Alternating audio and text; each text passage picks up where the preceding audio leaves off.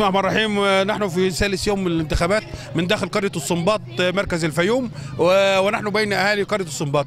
كلمة تقولها بقى لشعب مصر النهارده بمناسبة عرس الانتخاب النهارده. احنا النهارده نازلين عشان نقول بنسد الدين اللي علينا. النهارده نازلين عشان نقول النهضة والتنمية. النهارده بنقول كله ينزل، كله يشارك، كله يشارك عشان فخامة الرئيس عبد الفتاح السيسي للتنمية والنهضة القادمة والإنجازات اللي بتحصل على أرض الواقع. تحية إقدار وتجليل فخامة الرئيس عبد الفتاح السيسي. احنا في ظهر الرئيس في ظل الظروف الرهينة اللي بتمر بيها البلد واللي بتمر بيها المنطقة العربية، وبنقول له يا ريس احنا في ظهرك وبنأيدك في كل قراراتك. محمد جمعة، أبناء قرية الصنباط. يوم رد الجميل من الشعب المصري ومن اهالي محافظه الفيوم وقريه الصنباط بالخصوص لرد الجميل للسيد الرئيس. مصر عمرها ما هتنساك، وقريه الصنباط بتأيدك يا ريس. احنا بنقول في ظل الظروف الراهنه والظروف الحاليه وموقف سياده الرئيس، احنا بنقول لك احنا كشعب في ظهرك على طول يا ريس، وهنطالبك برضو بعد 2020-30 هنطالبك برضو يا ريس تترشح تاني، لان لا قياده بعدك يا ريس. تحيا مصر.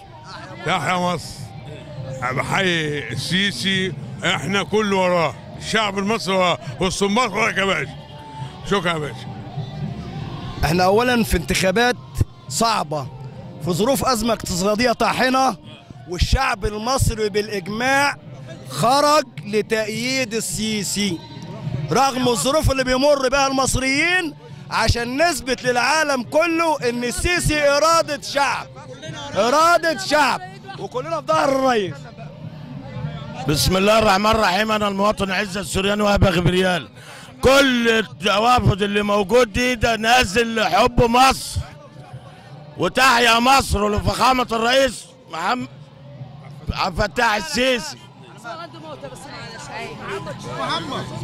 كلمة اسمها ايام رمضان حلمي من وحدة الصنباط تبع رائدات الريفيات.